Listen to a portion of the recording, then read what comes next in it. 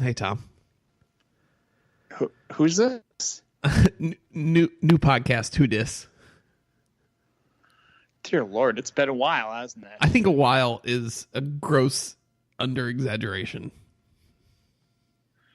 Yeah, I don't know how to measure exaggeration necessarily, but it has been a bit of time. Yeah. I mean, you got so mad at me, you went and broke your leg. Yeah, that's the story I'm going with. That story sounds more interesting than the actual real story that went with it. So yeah, let's just say that in anger of not doing podcasts, I just slammed my leg down so hard it snapped in half. Or the reason we had so much time off was because we had real heat with each other, and my figure four is so good that I locked it in and broke your leg.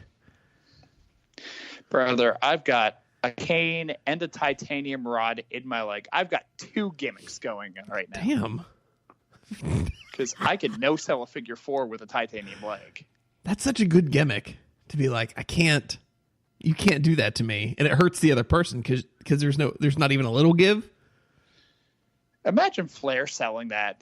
He's just woos it up and is like so proud, whips on the figure four, drops back, just whips that head back and looks up, and you just see him absolutely no-selling it, looking at his imaginary watch. That'd be great. Yawning. I can totally see Sting doing that for some reason. Or Hawk. Titanium Sting. He would have gone to silver face paint.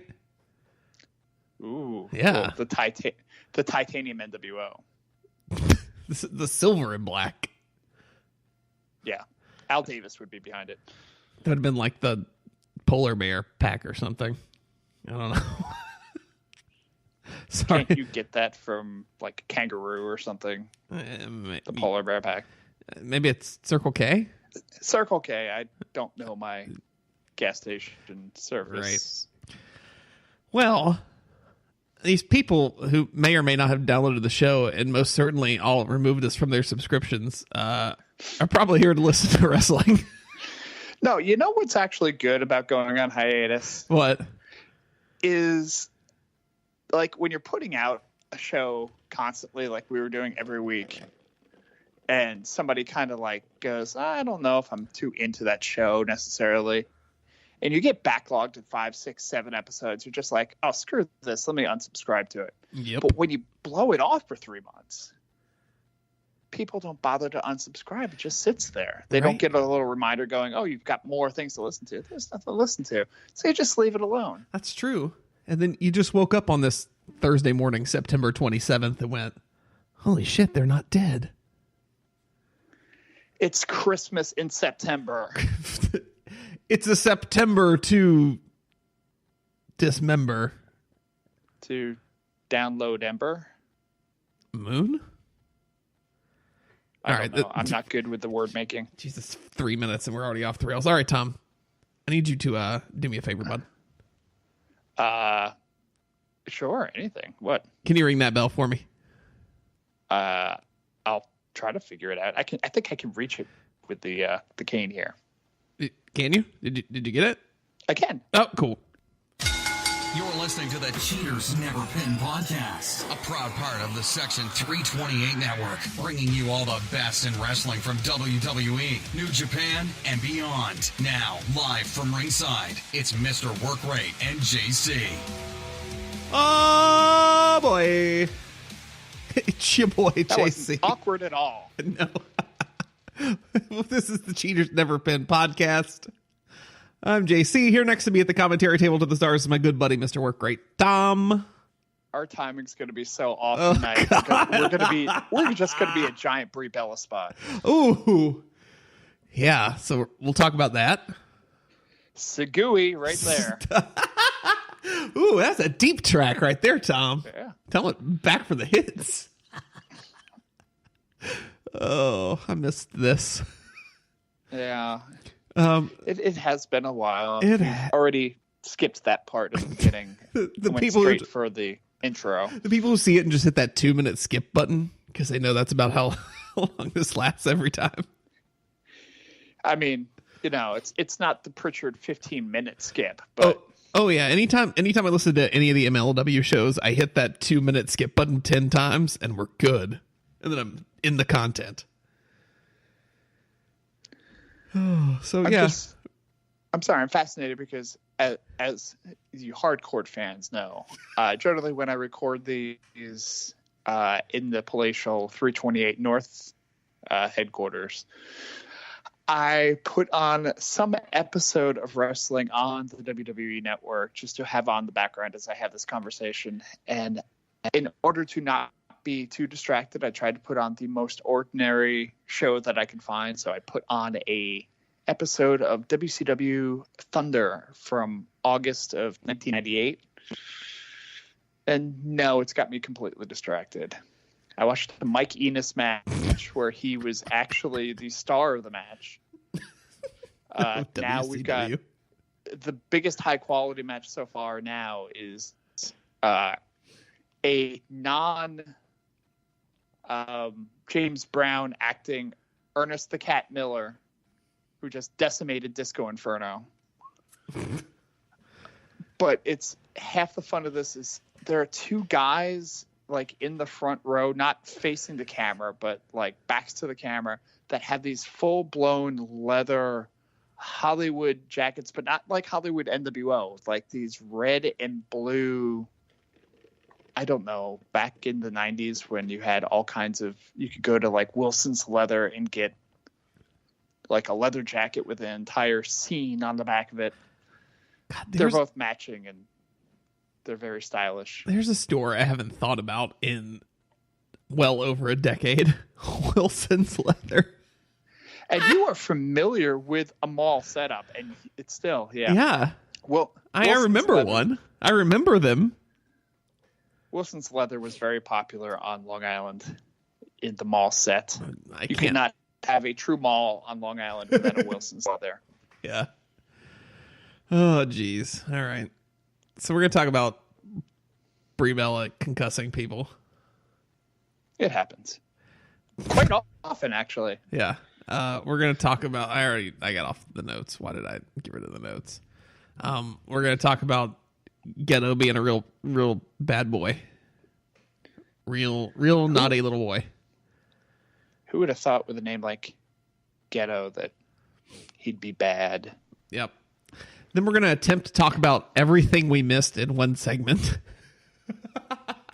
That segment's going to be an hour and a half long. Yeah, strap in, kids. Like most of our segments. Right. And then we do have PinMail. Some of you still follow us on Twitter at CheatersMVRPin, and I appreciate that. I probably should have read some of those so I could be prepared for these things instead of for an hour and a half. Tom, the quality of this show greatly improved when we stopped preparing for it. That's true. Oh, crap. Silver King is out. All right, on that note, let's start with Monday Night Raw this past week.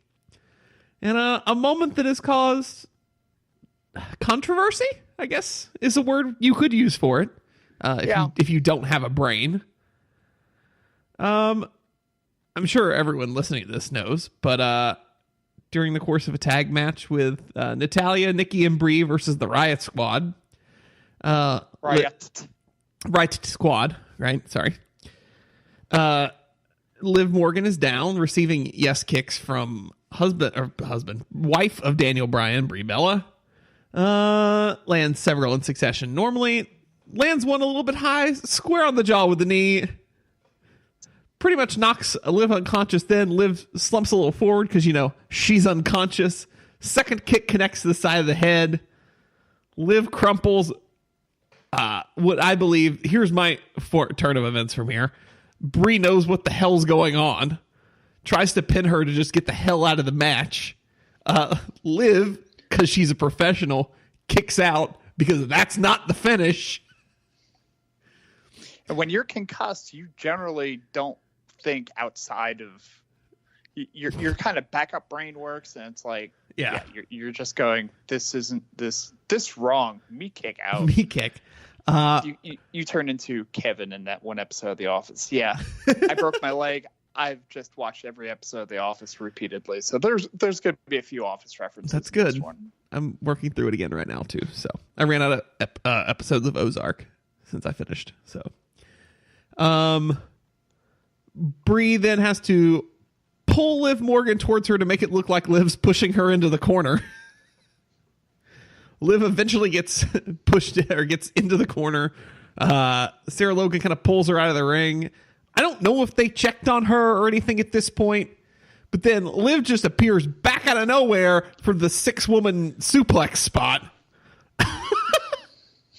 And then apparently, according to Michael Cole, is taken to the back, but we still see her on the side being attended to by Dr. Amen. And then we find out she's concussed in the least shocking news of the day. There's not a nearby medical facility. Where were they? Can't even remember. What city is this that doesn't have a nearby medical facility? No, they only had hospitals. Yeah, that's the issue. And we can't take them to a hospital. Too many people would call the hospital. Yeah. So, Tom, I'll let you start. What are your? So, the big outcry is Bree is an unsafe worker who doesn't know what the fuck she's doing. She should never wrestle again. And then that's the fan cry. Every worker that's on Twitter's like, or, and here's a thought, accidents happen. See, this has been snowballing because in the past couple of weeks, I mean, Bree's come back and Bree hasn't looked, let's say, sharp. She's blown a couple of spots. And, I mean, Bree has at best been a decent worker. I mean, Nikki is the better of the two twins, but I mean, Bree has her own moveset and that type of thing, and she generally isn't embarrassing in the ring. She has not been at her strongest more recently, but I mean, she hasn't been horrible necessarily either. But some of these spots, I mean, like she's doing spots she shouldn't necessarily be doing. There's been back-to-back suicide dives to the outside that have just not worked at all. And now we have the unsafe, I guess it could be called, or I mean the shoot kicks basically. I mean she's not trying to shoot on her opponent, but sometimes these things connect. I mean, and she's treating this like an All Japan match in 1992, but they're connecting, and they're supposed to connect too. It's just where they connect, and it's, I mean, Bree's got to be, I guess, a little bit more careful with where she puts the kicks. But as, again, most workers will say, stuff like this happens, and it's unfortunate that she got clocked in the head, and ideally in a safer environment, it would have been noted. They would have rolled her out of the ring. They wouldn't necessarily have gone to finish, but they would have rolled her out of the ring, and something would have happened, and Sarah Logan would have jumped in the ring to kind of like, and they would have ignored the fact that there wasn't really a tag and just kind of rolled 3-on-2 for the rest of the match. If you look through the network and just over time, concussions happen. You see wrestlers, I mean, watch half the Hardy matches, sadly enough, but you see wrestlers, they'll end up getting concussed, and you can tell when certain wrestlers get concussed in the ring. I mean, there's a TLC match where Bubba Ray Dudley gets concussed, and you can tell he's on Dream Street pretty much walking around, and he's done interviews after the fact going, I don't remember the last 5 minutes of that match. Just because, and it's fascinating how your brain works, because while your brain may not necessarily remember it, it's so in the subconscious of your mind to know how to do all the things that you're supposed to be doing that you've kind of trained yourself to do. And that's what happened to Liv Morgan. Liv Morgan's out in the ring. She's doing the spots she's supposed to do. She's getting pinned in the middle of the ring, and she realizes even subconsciously that that's not the finish. So she's kicking out of it. I remember talking to Just Incredible online on Twitter like a year or two ago, back when he wasn't in jail. And because I saw a match where before he was Aldo Montoya, it was just PJ Walker or whatever his jobber persona was. And he was in a match with, I can't remember who it was, but it was a strong team, like say Warlord Barbarian or something like that. And he got popped with a clothesline or something like that, hit his back, and you could tell he was gone. But he just kept going through and doing the spots. It was amazing that, you'd think if you get knocked out, you're out on the ground, and you got the little birdies tweeting above your head and you're getting ready to get taken out. He wasn't. He got back up. He knew he was supposed to get up, but he's like, yeah, I don't remember most of that match. So it's unfortunate. It's one of those things that happens during the course of action, and ideally you get the person out of the ring, take care of them, bring them to the back, get them the medical attention that they need. But at the same time, you don't just stop the match completely. It's tough to stop the match completely and just go, okay, ring the bell, the match is over, she got a concussion, let's move on. You do that. If this were a house show and not a TV show, they might have done that. But since it's not, just kind of roll with it. And that's the nature of the game, unfortunately. Yeah. Yeah, I completely agree. That's where my biggest issue with all this lies, is in the fact that she continued to work. Like, mistakes happen. Brie needs to be a little cleaner. She's been really off her game since she came back, right? And I realize I'm saying that as someone who's never set foot in a professional wrestling ring before, so I really have no room to talk. But at the same time, when you have, as you mentioned and everybody else has mentioned, multiple weeks in a row have massively botched suicide dives where I thought she was going to get badly hurt at one point. Yeah. To this, like, maybe we pull back on the things we're expecting her to do because she was out, And like I said, my biggest issue is why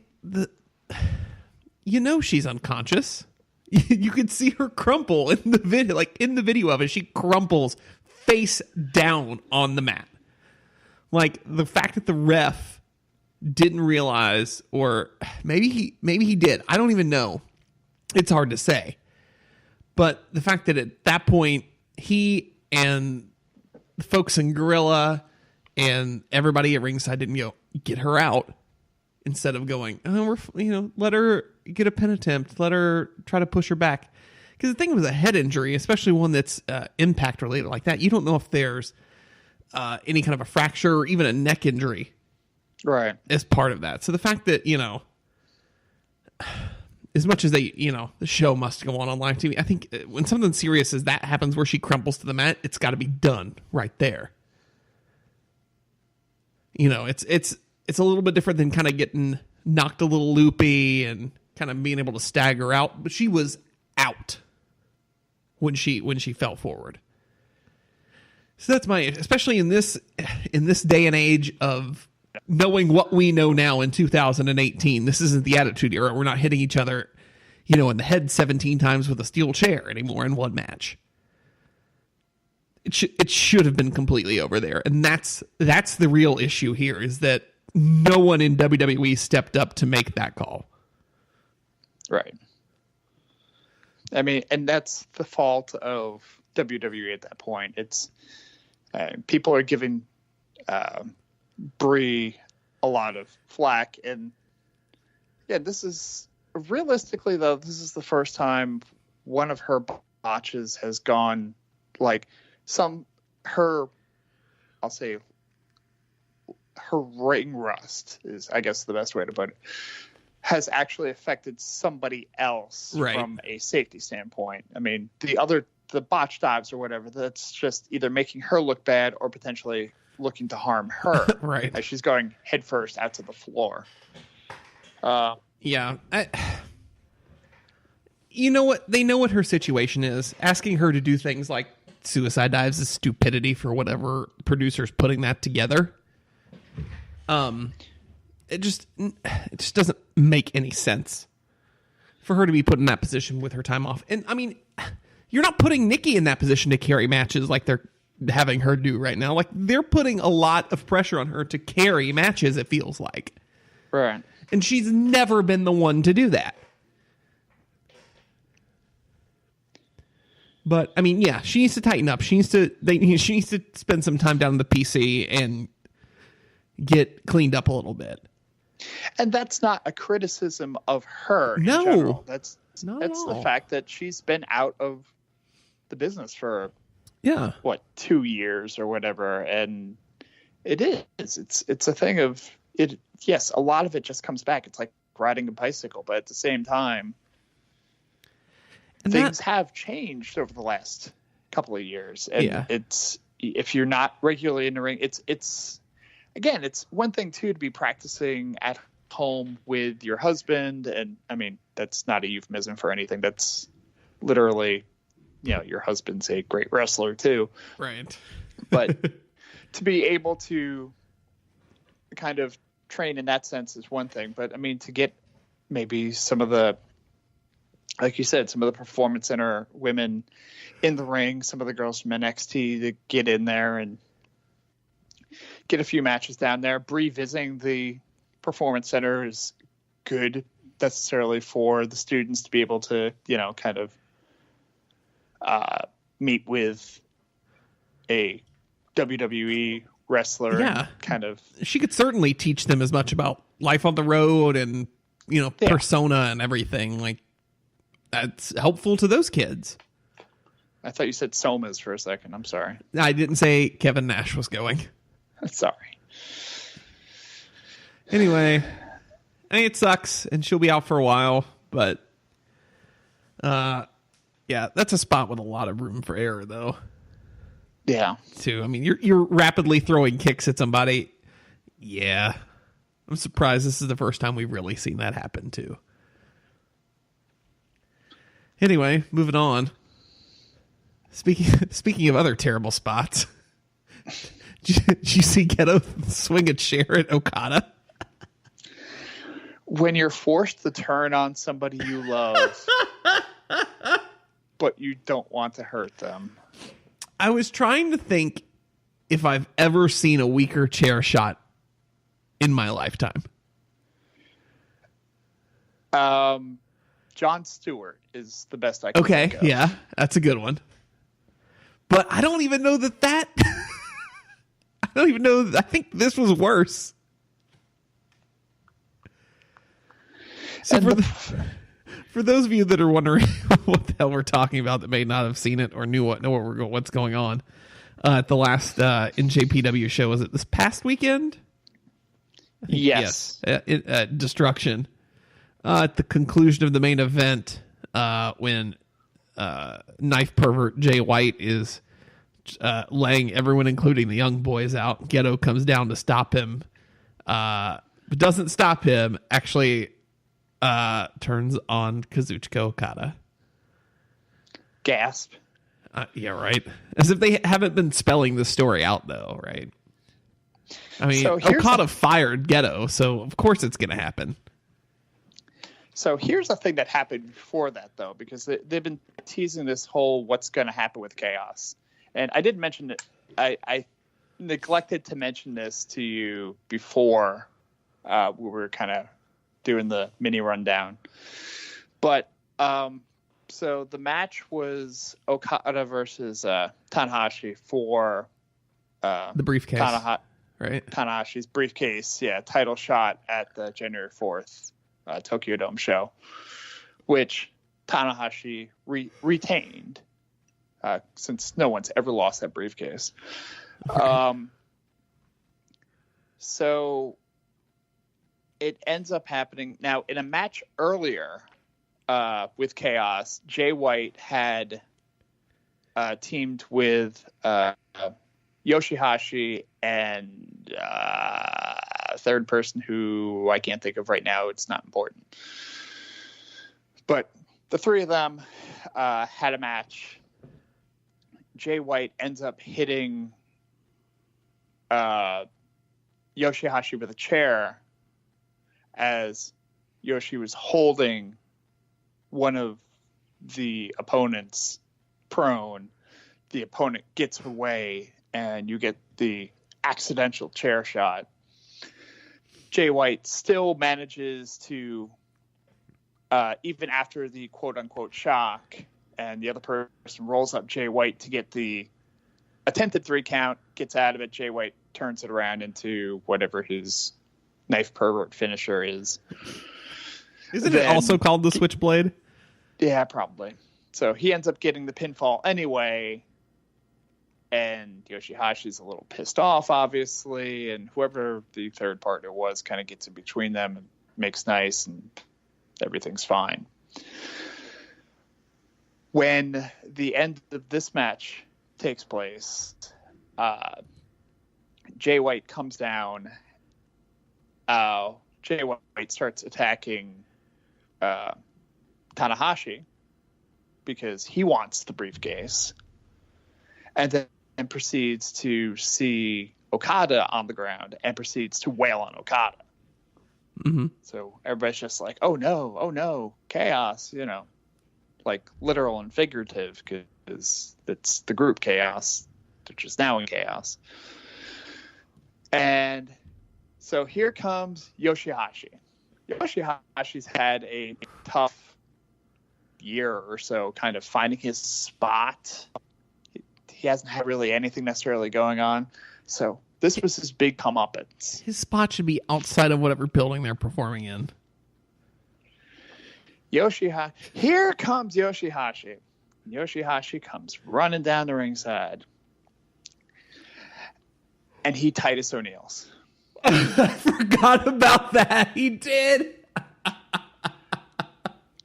And it's not as bad as the Greatest Royal Rumble, where you see Titus, and 17 different replays where they built up on it. It's just like, look at Titus, this big old goof. Yoshihashi just disappears, like trips quick, because he goes down, and then he gets up relatively quick, goes into the ring, and I was kind of skipping through the card at first, and I was trying to figure out, why the hell is Yoshihashi busted wide open before he gets into the ring? So I went back to the other match. I'm like, did he get busted open from that chair shot? And he's like, still bleeding? No. Did he actually get color from that fall? Is that what happened?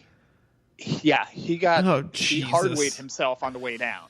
I don't know if he caught the ring apron or what, but he busted himself open good, and he may have been Liv Morgan in the ring as he got into the ring, tried to break it up.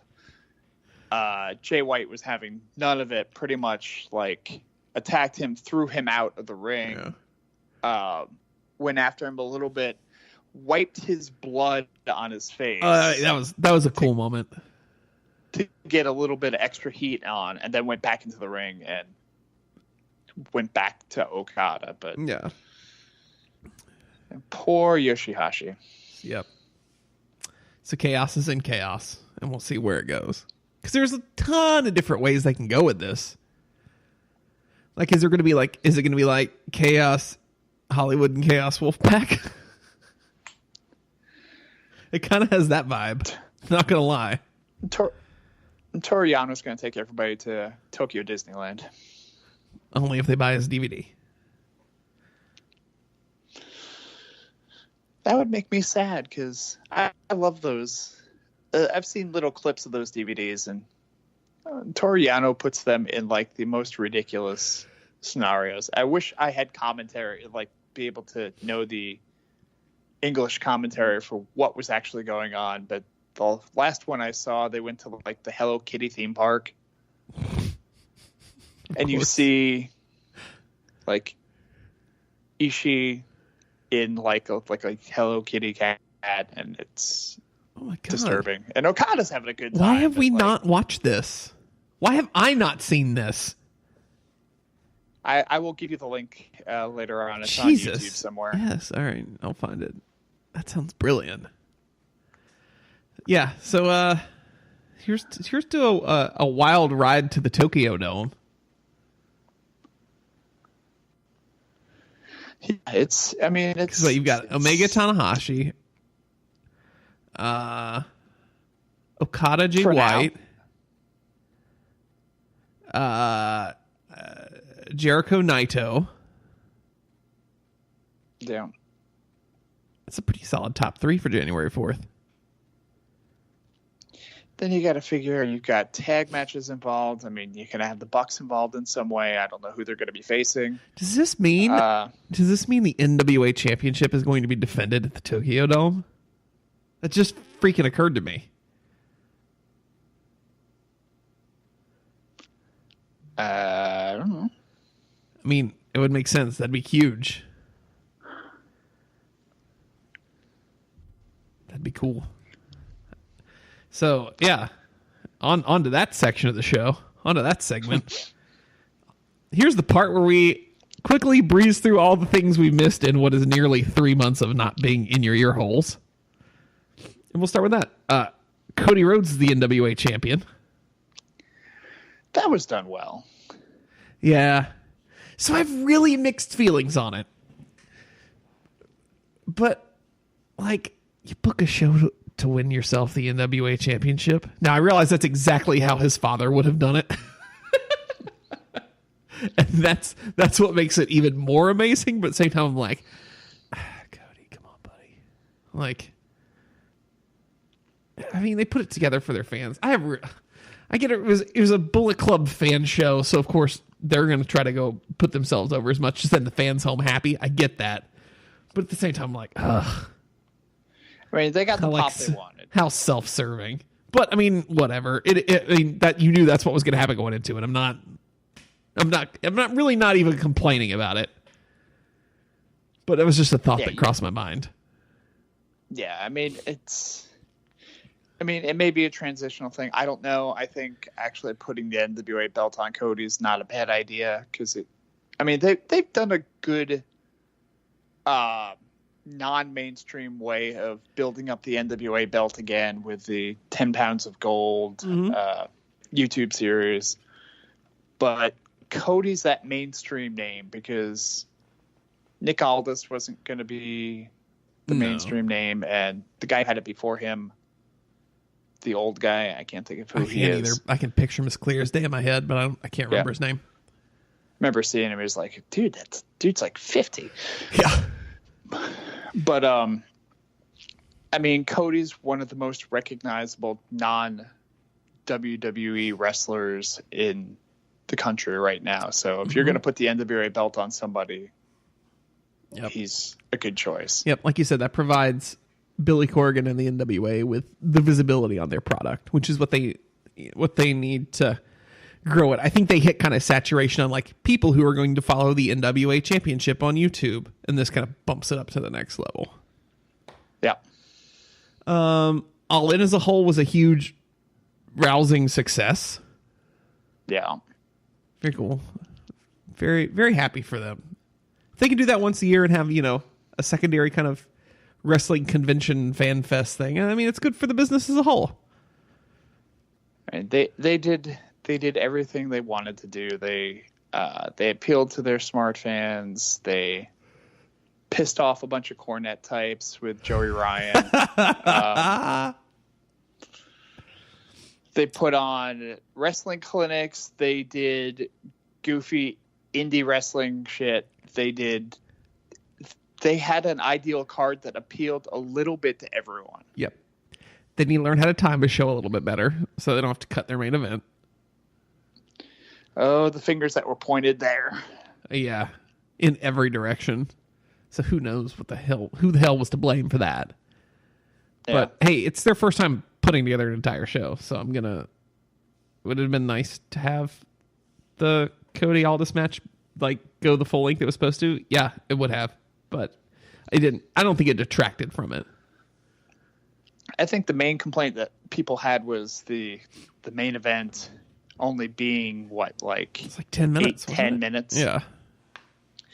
But the way those guys wrestle, they took what could have been like a 22-minute like quote unquote decently paced match and turned it into a 10-minute spot fest, which works for a Young Bucks match. Yeah. I mean, it was, when you throw Lucha guys and the Young Bucks together, you can do 10 minutes of ridiculousness, and that's what they did. Yep. I think it was perfectly fine. Like I said, it didn't take away from the match in the moment at all. Here's all the people. I'll say all the people. Here are the big names that died while we were gone. Jim Neidhart. The Anvil. I don't know. That one was sad because that one was just out of left field. Yeah, I mean, the Anvil's had some health issues here and there, and I mean, some of it was kind of touched upon on like Total Divas and stuff, but I mean, realistically, he was, I mean, if you looked at him and pictures of him more recently, you can tell that he wasn't looking necessarily in the best shape of all, but right. You know, he was still, I mean, but he was getting along, right? He was 63, I think. I think that's right. But I mean, it's still not as it's a little bit premature, and it's kind of sad. It's seeing after his death, there was a lot of the women wrestlers in WWE managed to get some sort of black and pink in their attire to pay tribute to Natalya and her dad. Yeah. I think the most striking thing about that to me was a picture, I believe you tweeted it out or you texted it to me. I can't remember. But it was the picture of the Hart Foundation on Raw, I think. And everyone the picture was in black and white except for Brett. Yeah. Brett tweeted that out. And was it? Ugh. Yeah. Yeah. Jesus. Brian Christopher, the former Grandmaster of Sex-A, passed away, son of Jerry the King Lawler.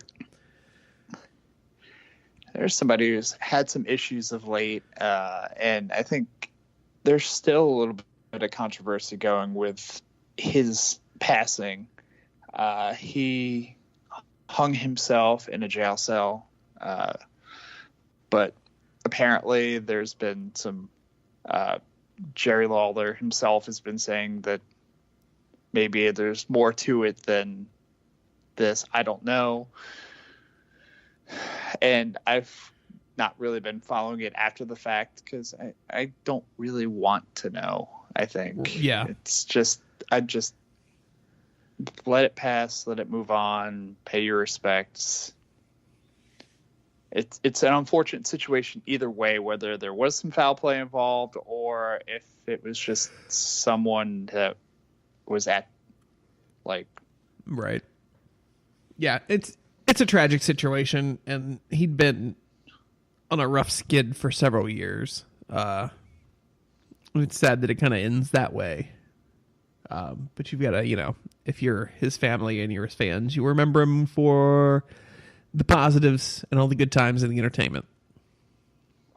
So, and not for whatever the outcome of it all may have been. So, to interrupt, of course, still watching Thunder. Scott Norton, who I love,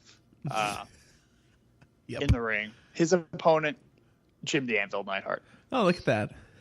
So, awesome. Odd coincidences abound. And then the last kind of bigger name we had on the list, Nikolai Volkov. Yeah. Not that I enjoy anyone's passing by any means, and I didn't enjoy his passing either. This is where Tom's going to go, but I'm so happy he's dead. Damn Ruskies. No, what I loved was it got all these Nikolai Volkov stories out. Because from what you hear, all these wrestling people, when they talk about Nikolai, no one said anything negative about him. That he was just this great character in the dressing room, really friendly, always talking about like food and nutrition and coming up with new recipes and cooking in his like hotel room and things like that. Just all these like great stories that came out after he passed. or people bringing stories that were actually out there that like people kind of dug up after the fact. So it was just interesting to kind of see his situation and hear people talk about what a good guy he really was. So there's our death segment. Jesus. At least it's not a week. At least we don't make it a weekly thing anymore. Yeah. Yeah. WWE added 3 pay-per-views. The all-women's pay-per-view event Evolution. Crown Jewel. Should be interesting. Yeah, that'll be fun. Crown Jewel from Riyadh, Saudi Arabia. Because if they're paying you $10 million a year, you fucking go twice a year. And the Super Showdown from Australia, which is in a little over a week from right now. Yeah, it seems interesting because like the Australian show, I mean, I haven't looked at a full card from it. That just seems to be just a big card in general. The only thing I've seen of note to that card, and here I'll pull up the card real quick, is that the not one Raw title is defended on the show. Huh. Yeah. So here we go. Becky Lynch versus Charlotte Flair for the SmackDown Women's Championship. Asuka and Naomi versus the Iconics. The New Day defends the SmackDown Tag Team Championships against The Bar. Cedric Alexander defends the Cruiserweight Championship against Buddy Murphy. No count out, no DQ match for the WWE Championship. AJ Styles and Samoa Joe. A 6-woman tag match with the Bella Twins and Ronda Rousey versus the Riot Squad, which is Liv Morgan, Ruby Riott, and Sarah Logan. So there's a change there coming. The Shield takes on Braun Strowman, Dolph Ziggler, and Drew McIntyre. Daniel Bryan versus The Miz for the number 1 contendership of the WWE Championship. Lashley and Cena versus Elias and Owens, which will just be fun. That's just going to be a fun match. Yeah. And then, God, I'm so stupidly pumped for the main event. Triple H versus The Undertaker with Shawn Michaels and Kane in their respective corners. I can't wait for the last time ever, Tom. Will one of them literally die in the match? No, Brie Bella's not wrestling. Got him. Couldn't help myself. You put that on the tee perfectly, Tom. And you said our timing and our chemistry wasn't going to be right tonight. Yeah, I set that up nicely. You did. You're welcome. Thank you. And then there's Crown Jewel. So that's the all men's pay-per-view. And then there's Evolution, the all women's pay-per-view. Those are both within a week span of each other. I mean, it seems like the women's pay-per-view is only going to be a one-time thing.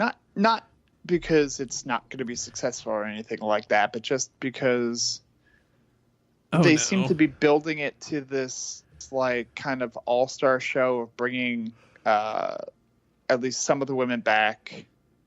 You've got Trish Stratus is coming back. I forget, there's somebody else that was coming back too.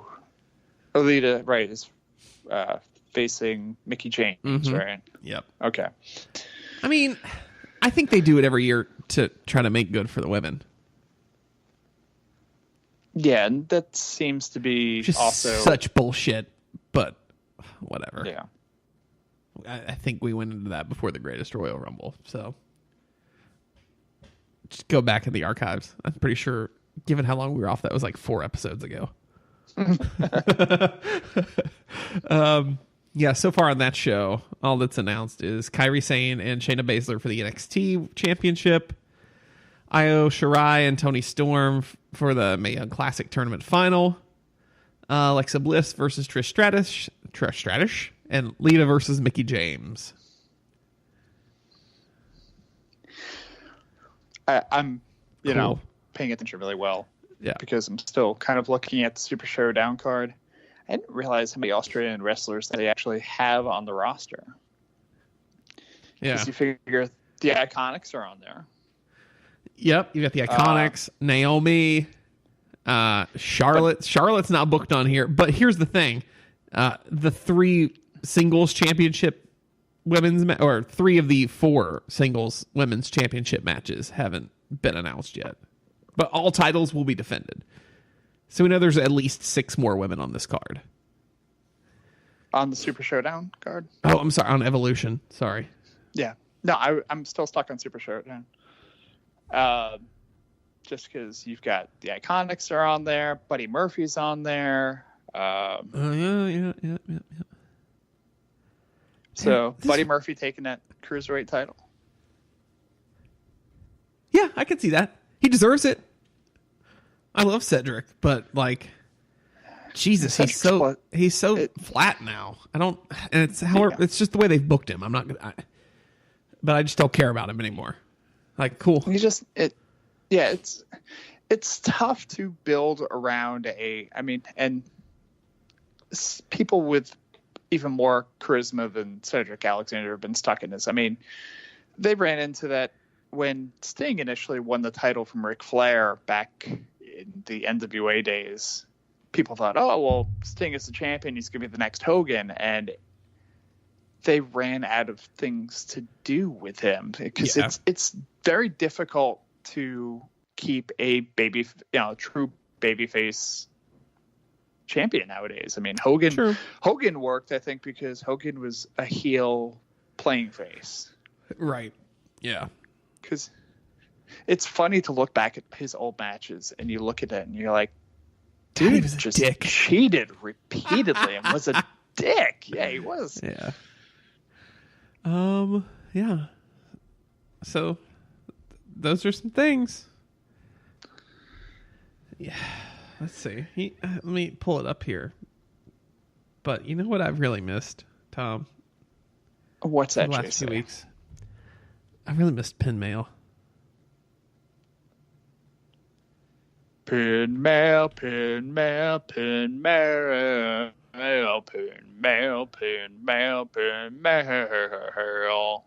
I like that one. It was a new one.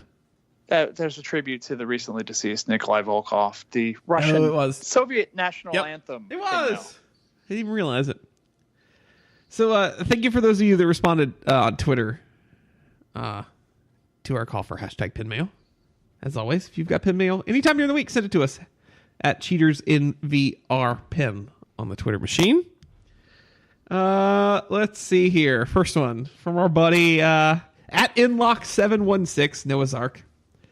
Mentioned this the other night, but if WWE actually pulls the trigger on putting the title on Miz, do you think they'll be able to pull off the Miz-Bryan feud to Mania or end up blowing the whole storyline? The default answer is always blow the story. Right. I mean, it's WWE. Have you been watching the product at all recently? I mean... But here's my thing with this. They've done such a good kind of slow burn with the story that I mean, you don't have to keep them together the whole time, right? Miz wins here. He gets the title off. Miz can have that winter through Rumble kind of feud with somebody. Bryan wins the Rumble, and then we're off to the races. So you can delay it, right? It doesn't have to be right now. Bryan doesn't even need to win the Rumble. You can have your Raw superstar win the Rumble. That sets up that feud. And then at Fastlane, Bryan wins some kind of match to become a #1 contender. And then you've got another month to build. So you've got time. And you've got a way to pace it. Will they do that? That's cool that you said that. But you'd have Bryan versus Miz, then Bryan versus Miz again, then Bryan versus Miz on TV the following day, then Bryan versus Miz 2 out of 3 falls. Then you know what I'd really love to see would be Daniel Bryan versus The Miz 3 stages of hell. Give me that shit. Put it in my veins. Don't tell me you wouldn't buy it. Like, you wouldn't have bought a pay-per-view just for that match. I don't know if I'd buy any pay-per-view for WWE right now. Okay, well, I mean, let's put it in the context of a time when you would have had to buy a pay-per-view. And they've built this, as well as they've built this up, this Miz-Bryan storyline. You buy that pay-per-view. That was the only interesting... that was the best storyline they had going into Hell in a Cell. Yeah. I might. I don't know. Anyway, I'm very discouraged about the product right now. you're not the only one. It's very flat. And you know what? It's that weird early fall before they actually start kind of get rolling on Survivor Series that always feels this way. It's every year. Because they're like, football's on. We don't have to give a shit anymore because no one's going to watch. Yeah, but I mean, like, one of the greatest angles they've got going right now is Joe versus Styles. True. And it's still not what it could be. Because it's Joe versus Styles all the time. It's been on the last 2 pay-per-views, the same exact match. Like, it's... And then you knew the next pay-per-view was coming, too. I mean, it's... Yeah. The repeated... I mean, you've... Not to constantly compare WWE to something like New Japan, but, like, New Japan doesn't have title matches every week or every month or whatever. It's like somebody gets a title and they defend it, like, every month and a half, it seems. Like, maybe. You might have a non-title match or something. You get a lot of tag team matches. You get the build because you're waiting for the one match. You can't wait for these 2 guys to get together. But they So haven't. when you put the same guys together, These 2 have only wrestled on over. pay-per-view. Yeah, it's just the same guys over and over and over and over again. It doesn't become special. True. I'll agree with you there. From Caniac 176, fastball fan Dan McLaughlin. Where's this whole Aiden English Rusev Lana thing going? Happy Rusev Day, by the way. Happy Rusev Day to you, Dan. Yes. Or should I say Happy Aiden Day? Where's it going to end up? Divorce. Yeah, this is an infidelity storyline between 2 actually married people on WWE programming never ends well in real life. There's not one documented instance of it ending well. I think Lance... Keep talking. I was going to say, I was just looking for the Lance Storm tweet. Lance Storm tweeted out something about the first piece of my advice Randy Savage ever gave him when he got into the business was... about doing a storyline with your wife and just, I did it and I'm not married now. You didn't even use the voice? I don't do a good Macho Man. In fact, it's not even Macho Man. No, it's not. It's bad, dude. Don't Advice do a Brady Savage gave storyline me with your wife. after I got married.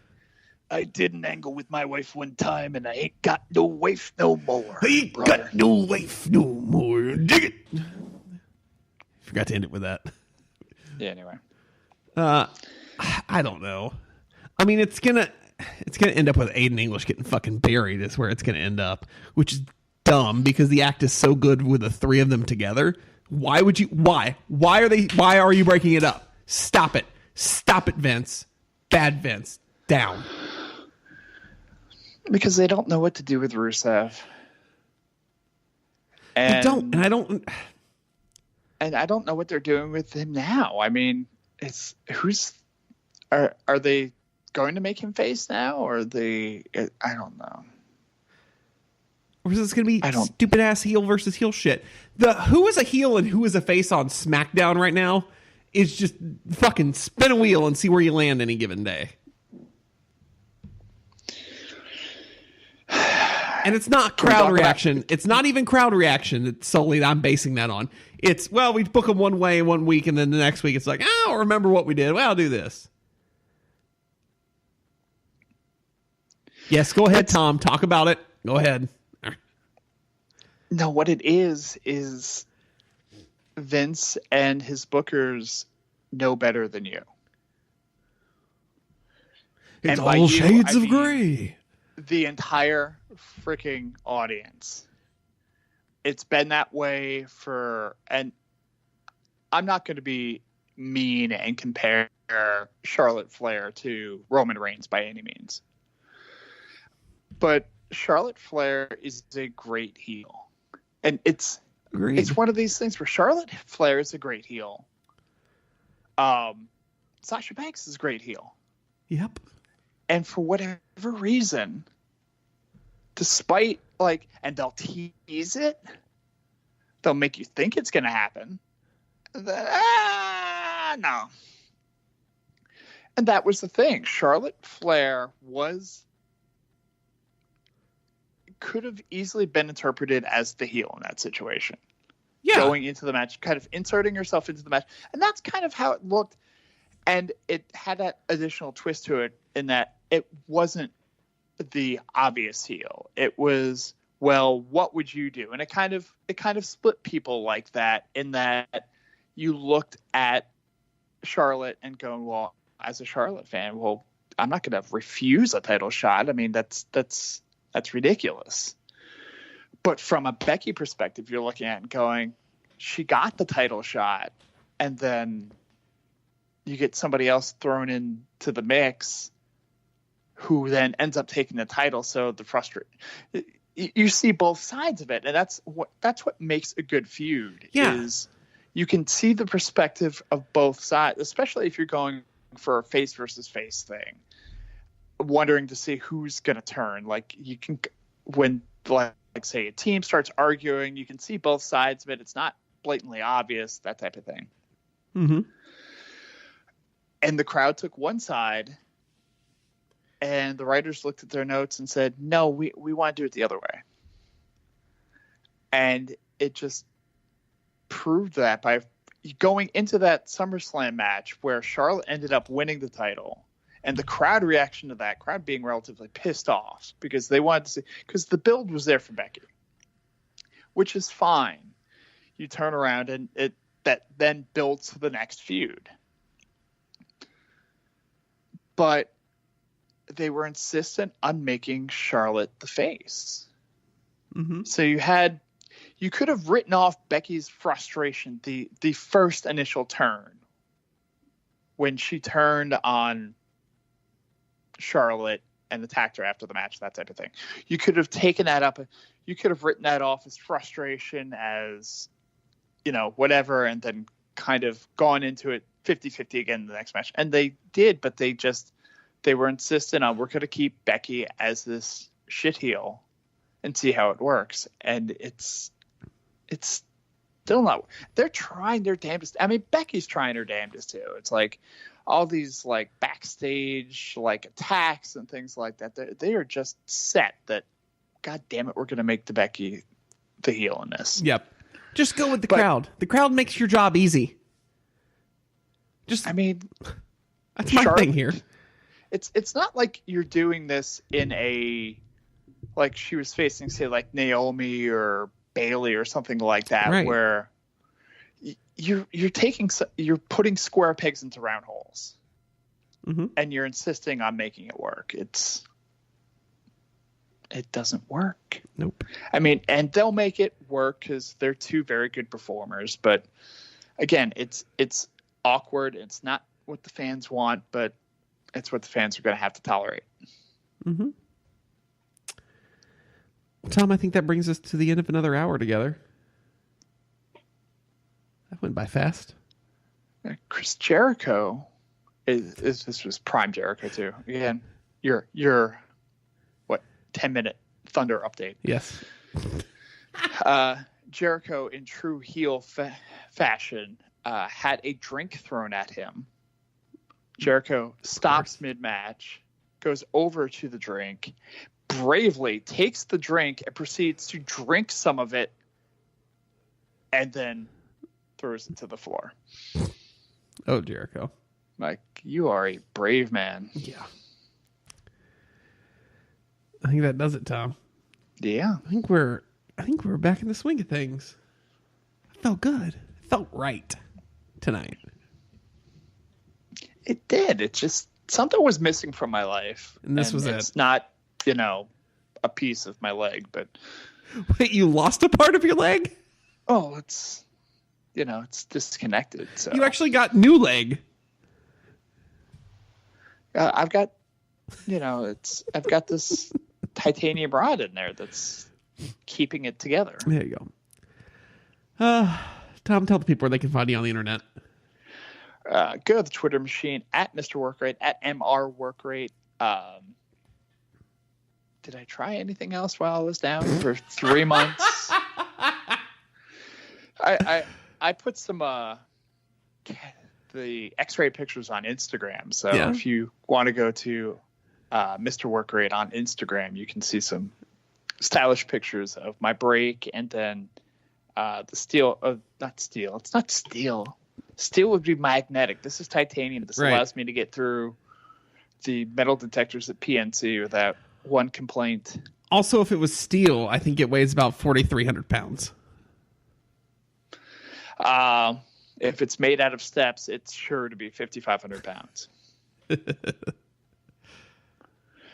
Cool thing about this too, if you happen to come to, obviously, Cheers Never Pin isn't having a tailgate, but October 4th. Yes, we are. We'll have our own. But bring a table. October 4th is our yearly opening night tailgate for the Carolina Hurricanes. So if you're in the Triangle area, or you plan on flying in from New York like Matt Riegler is going to, or anywhere else in the country or world or wherever, feel free to stop by. We'll have more details on the Section 328 Twitter account and on the webpage as to what time things are going to kick off, sponsored things and all that type of thing. But if you happen to show up, you'll see me in shorts, and you can come over and you can feel one of the screws. Tom, you got to charge for that. Yeah. Charge for the gimmick, Tom. Virgil's disappointed in you, damn it. There may be a VIP tent. I don't know. Ooh. But right next to my ankle, you can actually feel through the skin. Now that the swelling's gone down, you can actually feel one of the screws that is now permanently in my leg. So nice. Fun stuff. Yes. You can find me on Twitter, Instagram, wherever finer social media is pervade at JC Bobbitt, JCBOBBITT. You can find the show on Twitter at CheatersNVRPin. Subscribe on YouTube, because this was getting back into the rhythm, but we might get back into video and stuff at some point soon. Yeah. Might be Skype for a little while because I don't move that well. Yeah. Once Tom is mobile. Once Tom can take a damn shower. Yeah. He hasn't bathed in 3 months. Well, I have bathed. I mean... Shut up, Tom. Kayfabe. Yeah, but I don't want to be the smelly guy. I mean, it could be the broken guy. I don't want to be like, stank lines. That's true. But you want people to come to the tailgate. That's true. It's only like a week or so away. Tom, I don't want people to come because that means there's more free things that I don't want to spoil because it's not our spot for us. Well, if anyone's ever been to the tailgate, you know that there's always goodies. Yeah. Now it sounds like we're like hustling CBD stuff. Yeah, we got some goodies. Tom, we need a sponsor. It would be nice. Well, we got to get back on the schedule before we start getting sponsors. No, I mean, I'm looking for like a CBD sponsor, Tom. I don't even know what that is. Like CBD oil. It's the cannabis derivative. It can't get you high, but makes you feel better. Okay. Yeah, it's hemp without the high. So it's rope? Yes. Oh, okay. You're just eating rope. Come listen to our new podcast, Eating Rope, where we...